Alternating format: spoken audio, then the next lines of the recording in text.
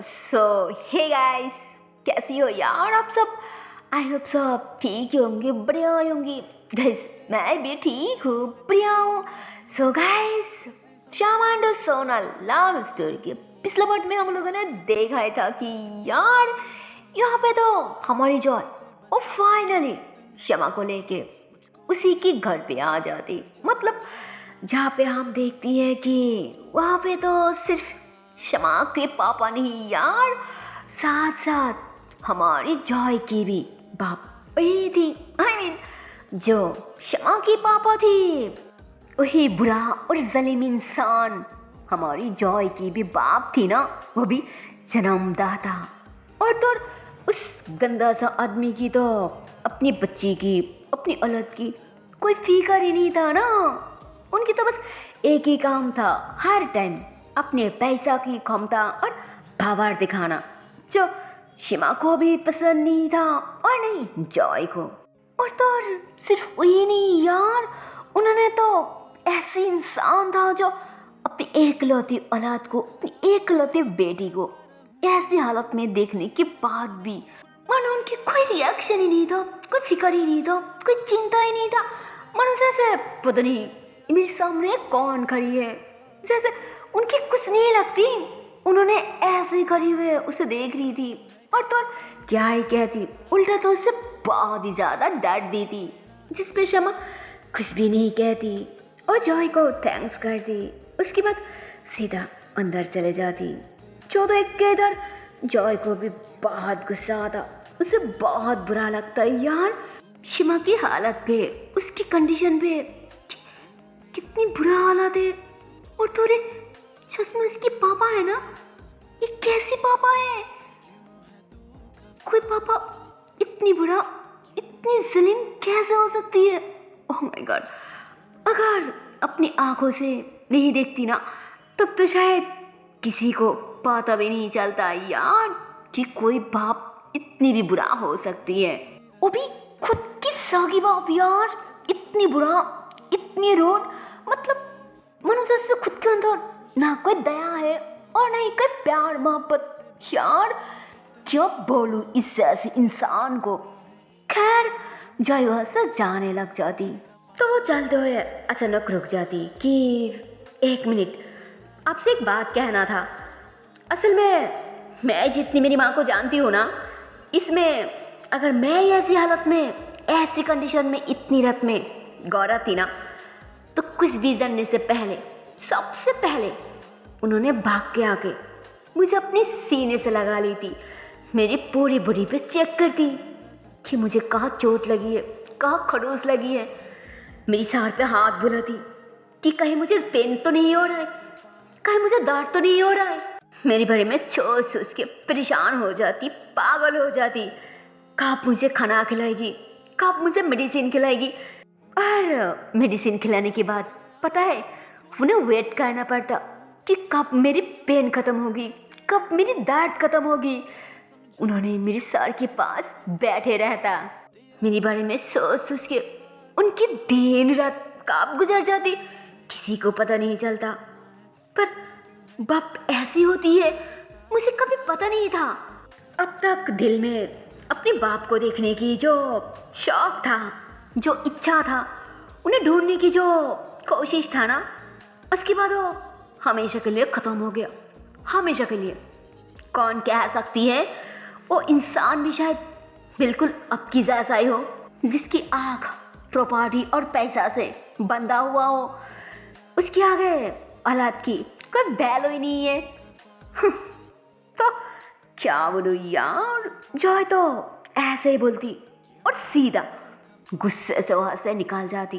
पर उसे क्या पता था कि उसकी बाप इसकी तरफ बिल्कुल नहीं यार, जबकि इन्होंने खुद उसकी बाप थी जो अब तक किसी को नहीं पता था। वेल जॉय वहाँ से निकल जाती, जिस पे अब उन्हें भी गुस्सा आने लगती। उन्होंने भी गुस्से से घूरती ना, मतलब जॉय को जाते हुआ देखती और कहती, इस लड़के की हिम्मत तो देखो, इतनी दुस्साहस, मेरी आंखों में आंखें डाल के बात कर रहा है, बिल्कुल शर्मा की तरह। अरे पता नहीं ये सब कहाँ कहाँ से आ जाती है, जिसके बाप की कोई पहचान ही नहीं है। हाँ, क्या बोलूं। अरे इसकी क्या गलती है, गलती तो इसकी जन्म देने वाली माँ की ना। हाँ, आई बड़ी, बाप को देखने की शक खत्म हो गया। अरे पहले ढूंढ कर लाना खुद के बाप को, फिर पता चलेगी बाप क्या चीज है। हाँ, तो अब उन्होंने गुस्से से ऐसे बोलती है ना जॉय की बात सुन के, लेकिन उन्हें क्या पता था कि आखिर इसकी माँ या फिर बाप है ही कौन। खैर इधर श्यामा रूम में आते ही बेड पे लेट जाती, क्योंकि उसे बहुत ज़्यादा नींद आ रहा था, क्योंकि उसे इंजेक्ट किया था, दवाई भी खिलाई गया था, इसलिए उसे बहुत ज़्यादा नींद आ जाती, जिसके कारण वो तो सोनल को ना कॉल कर पाती और नहीं कोई मैसेज कर पाती, वो बस सो जाती। इधर सोनल भी बहुत परेशान था, उसे भी बहुत फिक्र हो रहा था ना क्षमा की, क्योंकि ना कोई मैसेज आ रहा था और नहीं कोई कॉल, जिसके कारण वो तो सोफे पे बैठी बैठी सोचते हुए वो भी वहीं पे सो जाती। और दूसरी तरफ काफ़ी रात हो चुकी थी और अभी भी सोनल के पापा मानो उन्होंने घर नहीं लौटी थी, क्योंकि उन्होंने जहाँ पे मीटिंग के लिए गया था ना वो जगह काफ़ी दूर था, रात भी बहुत हो गया, इसलिए सोचा कि सुबह होते ही यहाँ से निकल जाओ, रात काफ़ी हो गया, अगर इस वक्त निकल जाओ अगर रास्ते में कोई प्रॉब्लम हो गया फिर नहीं, उससे अच्छा कि मैं सुबह ही निकल जाऊँ। हाँ, तो उन्होंने ऐसे ही सोचती। और तो और मीटिंग के दौरान मानो उन्होंने अब तक फ़ोन भी बंद रखा था, और अब जब उन्होंने नहीं लौटेगी ये बात बताने के लिए उन्होंने जब सोनल को कॉल कर दी, तब तो सोनल भी कॉल अटेंड नहीं करती, क्योंकि उसे भी तो नींद आ चुकी थी ना, जिसके कारण उसके पापा समझ जाती कि कोई ना शायद वो सो गया। फिर वहाँ की ऑफिस के लोग उन्हें भी रहने के लिए एक अच्छा सा होटल की इंतजाम कर दी थी रात गुजारने के लिए। और उसके बाद जब फाइनली सुबह हो जाती है ना, तो क्या बोलूं, मानो सुबह होते ही शमा की पापा उन्होंने सोनल के पापा को कॉल कर दी थी कि मेरी बेटी की ऐसी हालत हुई तो कैसे हुई। हाँ, जिस पे सोनल के पापा तो एकदम से शॉक्ड कि अरे कैसी हालत, कहीं वो ठीक तो है ना, उसे कुछ हुआ तो नहीं। अरे मुझे तो कुछ नहीं पता, और वैसे भी मुझे कैसे पता होगा भाई, क्योंकि मैं तो घर पे हुई ही नहीं, मैं तो बाहर आई हूँ ना एक काम के लिए। अरे तो श्यामा को अच्छे से पता है कि मैं कहाँ हूँ। जो भी है तू पहले ये तो बताओ वो अब ठीक तो है ना। तो उन्होंने कहती हाँ अब ठीक है। तो उन्होंने कहती हाँ जो भी है तू कल रख, मैं अभी के अभी निकल रही हूँ। हाँ, मैं अभी की अभी निकल रही हूँ। तो फिर शमा की पापा उन्होंने कल कट कर दी थी। इधर सोनल की पापा भी अब बहुत ज़्यादा घबरा जाती, उन्हें टेंशन होने लगती, जबकि अर्ली मॉर्निंग था, बट फिर भी उन्होंने वहाँ से घर के लिए निकल जाती। और इधर तो हमारी सोनल को भी अब तक कुछ भी नहीं पता था, वह पूरी की पूरी अनजान थी। पर हाँ, उसे टेंशन तो जरूर हो रही थी ना, क्योंकि शमा इतनी हड़बड़ी में निकल गया था ना उसके घर से, और तो अब तक उसकी कोई अता पता नहीं थी, ना कोई मैसेज ना कोई कॉल, मतलब कुछ भी नहीं। तो टेंशन तो होना ही था ना। खैर इधर हमारी सोनल कल इसके लिए रेडी हो रहा था, और तभी अचानक उसके पापा आ जाती, मतलब मनोने आने में 3 से 4 घंटा लग जाती। उन्होंने काफ़ी सुबह निकाल गया था ना, वो भी बहुत ही ज़्यादा हड़बड़ी में, उन्हें बहुत टेंशन हो रहा था। और मनो उन्होंने अंदर आते ही कहती अरे बेटा तू कहाँ जा रही है। तो सोनल अपने पापा को देख के अब बहुत ज़्यादा खुश हो जाती और भाग के जाके अपने पापा को हक्का ली थी कि पापा आप रात में कहाँ रह गई थी। पता है ना कितनी ज़्यादा टेंशन हो रहा था, ना कोई कॉल ना कोई मैसेज। क्या पापा लगता है आप ना कभी नहीं सुधरोगी, कभी नहीं, अब बहुत खराब हो, बहुत खराब, हमेशा टेंशन देते रहती हो। क्या पापा इतनी भी क्या जरूरत थी, जो रात वही गुजारना पड़ा। हाँ, तो उन्होंने अपनी बेटी की बात सुन के थोड़ा सा मुस्कुरा दी कि हाँ हाँ मेरी माँ ठीक है, आगे से ऐसा कुछ नहीं होगा, नेक्स्ट टाइम अच्छे से ध्यान रखूंगी, ओके। और तो और जो भी डांटना है ना वो थोड़ा बद में डांट देना, क्योंकि मेरे बच्चा अभी ज़्यादा टाइम नहीं है ना। और एक काम करो, ओह शमा की पापा का कॉल आया था ना, बोला कि शमा को चोट वोट लगी है, पर कब लगी कैसे लगी मुझे तो कुछ नहीं पता। क्या तुम्हें कुछ पता है? तुम कुछ जानते हो क्या? मुझे तो बेटा कुछ नहीं पता, और मुझे समझ में भी नहीं आ रहा है क्या करे सब बात तो कैसे हुई, मुझे चोट लगी तो कैसे लगी, मुझे बहुत घबराहट हो रहा है, मैं वही जा रही हूँ। तो इतने में सोनल भी शॉक कि क्या उसे चोट लग गई और अब उसे देखने जा रही हो? तो मैं भी जाऊंगी पापा, प्लीज़ मुझे भी अपने साथ ले जाइए प्लीज़। तो उन्होंने कहा थी हाँ ठीक है, तो एक काम करो, मैं रूम होके आती हूँ, तुम जल्दी से तैयार हो जाओ, जल्दी। तो उसके पापा ऐसे बोल के तुरंत ऊपर चले जाती। और अब तो भाई साहब सोनल के मन में भी बहुत ज़्यादा टेंशन आने लग जाती और बहुत घबराने लगती कि पता नहीं उसे कितनी ज़्यादा चोट लगी है, कितनी ज़्यादा कर्ज है यार, मैंने मना क्या था ना, पर नहीं मेरी बात सुनी का। तो वो ऐसे ही बोल के जैसे अंदर जाने लगती है ना, अरे भाई साहब क्या बोलो, मैंने तभी पीछे से श्यामा आ जाती कि सोनल शॉक और पीछे मुड़ती, अरे यार क्या बोलो, और पीछे मुड़ के जैसे श्यामा को देखती है ना, तो माना खुशी की मारे एकदम से भाग पड़ती और भाग के जाके श्यामा को हक करने वाली होती, पर वो जैसे करीब आती है ना, मानो एकदम से थम जाती और रुक जाती कि अरे आपको तो चोट लगी है ना, तो फिर अब यहाँ क्या करी है, जबकि इतनी ज़्यादा चोट लगी है तब तो आपको बेड पे होना चाहिए ना, और तो सर पे पट्टी, हाथ पे इतनी ज़्यादा चोट, इतनी ज़्यादा खुरस लगी तो कैसे लगी, कहीं उन लोगों के साथ लड़ाई तो नहीं की? तो शमा को बहुत अच्छा लगता है यार, सोनल को उसके लिए इतनी ज़्यादा चिंता, इतनी ज़्यादा फिकर, वाह यार, मतलब कोई तो था जो उसके लिए परेशान होती है, उसके अच्छाई के बारे में सोचती है, उसकी भला चाहती है, और उसके बारे में सोच के तो कभी कभी बहुत प्यार से उसे डांट भी देती है यार, जिस पे वो अभी और इस वक्त भी बहुत ज़्यादा डांट रही थी यार, बहुत ज़्यादा। तो शमा उसकी तरफ देखती और थोड़ा अपनी सर झुका के मुस्कुराती कि वही तो प्रॉब्लम है, क्योंकि बॉडी को तो वहाँ पे छोड़ के नहीं आ पाती ना, क्योंकि बॉडी वहाँ छोड़ के आने की कोई रास्ता जो नहीं था ना, अगर कोई रास्ता होती तब तो मैं मेरे बॉडी जरूर वहाँ बेड पे छोड़ के आती ना।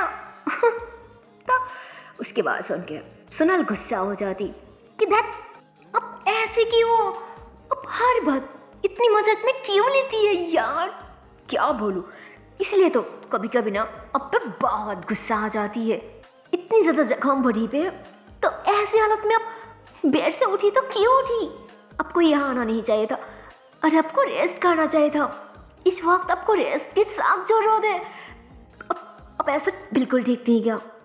तो शमा उसकी और ज़्यादा करीब आती, थोड़ा सा मुस्कुराती कि अगर नहीं आती तो इतनी प्यारी प्यारी बातें, इतनी मीठा मीठा सा डांट किससे कहा पाती, किससे मिलती, जिस पे आप सोनल भी मुस्कुरा रही थी कि बात तो बहुत जानती है, बहुत सीख गई है ना कुछ दिनों में। इधर मैं तैयार हो रही थी कि आपको देखने जाऊं, इसलिए, पर अब किसे देखने जाऊं, जिसे देखने जाओ वो तो खुद मुझे देखने आ गई कि यार ये कैसे इंसान है, न खुद की कोई चिंता है और नहीं कोई परवाह, यार मैं क्यों बोलूं। तो इतने में शमा कहती ओह शिट, क्यों मैं थोड़ी देर और नहीं वेट की, अगर की होती तब तो शायद देख पाती ना कि मुझे ऐसी हालत में बेड पे पड़ा हुआ देख के आपकी फेस की रिएक्शन क्या होती? क्या सच में बुरा लगती या फिर कुछ और? तो इतने में ही सोनल कहती, मुझे क्यों बुरा लगती? तब मैंने क्या था ना, क्या सुनी थी मेरी बात? नहीं ना, जैसी मेरी बात भी नहीं सुनी ऐसे सजा भी हुआ ना, जो हुआ वो बिल्कुल ठीक हुआ। हाँ, तो वो ऐसे बोल के पीछे मुड़ती और अब तो ये दोनों ही एक दूसरे की बहुत ज़्यादा करीब थी, जिस पे शमा थोड़ा और करीब आ जाती कि ये बात बहुत गलत है, बहुत गलत, बिल्कुल सही विचार नहीं हुई। आई मीन बात इनकार किया आपकी, नहीं माना आपकी, और सजा दे कोई और, ये बात सच में नहीं मान पा रही हूँ। क्योंकि अगर इससे भी ज़्यादा सजा आपके हाथों से मिलती ना, तब तो शायद थोड़ा ज़्यादा ही अच्छा लगता, थोड़ा सुकून मिल जाती। जिस पे सुनल कहती, कोई अच्छा नहीं लगती जी, उल्टा बहुत ज़्यादा बुरा फील होती, क्योंकि मेरी सजा बहुत कठिन है, बहुत ज़्यादा कठिन, अब शायद सहन नहीं कर पाओगी। हाँ, जिस पे शमा कहती, अच्छा ऐसी है क्या? फिर भी बता भी दो कि आखिर वो सजा है क्या, जेल या फिर फांसी? हाँ, तो सुनल थोड़ा सा सुस्ती कि नो जेल नो फांसी, वो तो ऐसे बन के खड़ा वैसे क्या मंजूर है? तो सुनल ऐसे बोलकर तो बहुत प्यार से शमा की तरफ देखने लग जाती, जिस पे अब शमा भी उसे देखते हुए कहती, हाँ हाँ, वो तो मुझे खुशी खुशी मंजूर है ना, इसमें सोचने वाली क्या बात है? तो अब वो भी ऐसे बोलकर सुनल को देखने लग जाती, और अब यहाँ पे तो इन दोनों की एक क्योर सी, एक प्यारी सी आई कॉन्टैक्ट भी हो जाती, जहाँ पे ये दोनों ही एक दूसरे में खो गई होती है। दोनों एक दूसरे को काफ़ी प्यार से देख रही थी, काफ़ी गौर से। शमा वो तो सुनल की आईब्रोज को देख रही थी, उसकी आंखों को देख रही थी, उसके लिप्स को देख रही थी। इधर सोनल भी, वो भी शमा के लिप्स को देख रही थी, उसकी आंखों में खो रही होती है। और भाई साहब माना तभी, मतलब क्या बोलूं यार, ऐसे एक क्यूट सी, एक प्यारे से मोमेंट पर अचानक ऊपर से सुनल की पापा आ जाती कि अरे शमा बेटा तुम, तो उन्हें देख के तो अब ये दोनों की दोनों थोड़ा दूर हो जाती। उन्होंने ऐसे बोल के भाग के आके शमा को पकड़ती कि ऐसी हालत में तुम यहाँ क्या कर रही हो बेटा? पता है ना, अगर तुम्हारे पापा को पता चले तो उन्होंने नाराज हो जाएगी, गुस्सा हो जाएगी, तुम्हें बिल्कुल सही नहीं किया बेटा। जिस पे शमा कहती, वो असल में एकली रूम में लेटे लेटे बोर हो रही थी ना अंकल, इसलिए सोचा कि क्यों ना थोड़ा यहाँ आ जाऊँ, बस इसीलिए। तो उन्होंने सोचती कि समझ गई, ऐसे तो तुम्हारी ट्रीटमेंट कभी नहीं होगी, तुम कभी ठीक भी नहीं हो पाओगी सही से। बेटा एक काम करो, उसे तुम्हारे रूम में लेके जाओ, और हाँ अच्छे से ध्यान रखना ताकि ये यहाँ से भाग ना पाए। मैं अभी आ रही हूँ, जानना पड़ेगा ना कि आखिर ये कांड की तो किसने की और क्यों की। मैं अभी आती हूँ। तो उन्होंने ऐसे बोल के बाहर चले जाती, जिस पे तो अब भाई साहब घर पे कोई भी नहीं थी ना सिवाय ये दोनों। ओह गॉड, बस मौका ही मौका है। और तभी अचानक हमारी श्यामा मुस्कुरा दी कि जान देने के लिए तैयार हो जी? बोलिए कौन सी रस्सी से फांसी लगाना है? बोलिए। बंदा पूरी की पूरी तैयार है, वो भी सच समझ के। अरे बोलिए ना, या फिर आपकी दुपट्टा से। तो शमा ऐसे बोल के वो तो सोनल की दुपट्टा अपनी गर्दन में फंसा ली थी कि बोलिए ना, अरे क्या सोच रही है, जिस पे अब सोनल भी अपने दुपट्टा को कस के पकड़ती कि इतनी ज़्यादा जल्दी है, पर उससे पहले आपको फंसी की मौज पे तो चलना चाहिए ना, फिर ना सोचूं। अब चले। तो सोनल तो ऐसे बोल के ओ आगे आगे चलना स्टार्ट कर दी थी, और मानो वो आगे सिर्फ 2 कदम चल ही रही थी, और इतने में मैं उसकी हाथ पकड़ के अचानक उसे खींच के अपनी साथ लगा ली थी कि अरे ये क्या कर रहा है। मैंने तो देखा कि जिसकी फांसी होने वाली है उससे पहले उस इंसान की पूरी फेस कपड़ों से कवर कर दी थी है ना। तो फिर तो इतने में सोनल कहती ही लगता है बात सच में बहुत ज़्यादा ही सीख गई है ना, इसलिए लगता है बात बंद करना बहुत ज़्यादा ज़रूरी है। हाँ तो क्या बोलूँ यार, अब तो ये दोनों ही एक दूसरे की बहुत ज़्यादा करीब थी, इतनी ज़्यादा करीब कि ये दोनों की बॉडी एक दूसरे से टच हो रहा था, दोनों एक दूसरे को फील भी कर पा रहा था यार। मानो दोनों इतनी ज़्यादा करीब थी। क्षमा कहती अच्छा अगर मुंह बंद हो जाए फिर तो आंखें इशारा से बात करेगी ना, जिस पे सोनल कहती कोई ना मैं अभी बंद कर दूंगी। तो क्षमा कहती अच्छा पर कैसे, जिस पे सोनल उसकी आंखों में आंखें डाल के कहती और कैसे, अपनी आंखों से। तो क्षमा कहती अच्छा फिर तो लिप्स भी बात करेगी ना, फिर वो कैसे रुकोगी। तो वो ऐसे बोल के एकदम से सोनल के लिप्स की करीब आ जाती कि अगर मेरी फोट भी अपनी फ़ोटो से रोक लो फिर तो हाथ भी शरारती करेगी ना, फिर वो कैसे रखोगी। तब सोनल थोड़ा सा सोचती कि सही गाँव फिर कैसे रुकूं, फिर कैसे आइडिया, फिर ऐसे रुकूं और कैसे। तो क्या बोलूं, सोनल तो ऐसे बोल के वो क्षमा के दोनों हाथ को कस के पकड़ती और फिर थोड़ा सा शार्ट करके उसकी सीने पे आ जाती। ओह माय गॉड, जिस पे वो क्षमा वो तो बैक पे रह जाती और सोनल ओ क्षमा की आगे, और उसके बाद उस क्षमा को खींच के एकदम से अपने और ज़्यादा करीब कर लेती और क्षमा के हाथ और सोनल तो अपनी टामी पे रख देती। हाय क्या बोलूं यार। उसके बाद क्षमा के दोनों हाथ कस के पकड़ती ताकि वो छूट ना पाए किसी भी तरह, और फिर कहती अब देखा ना कि हाथ कैसे पकड़ूं।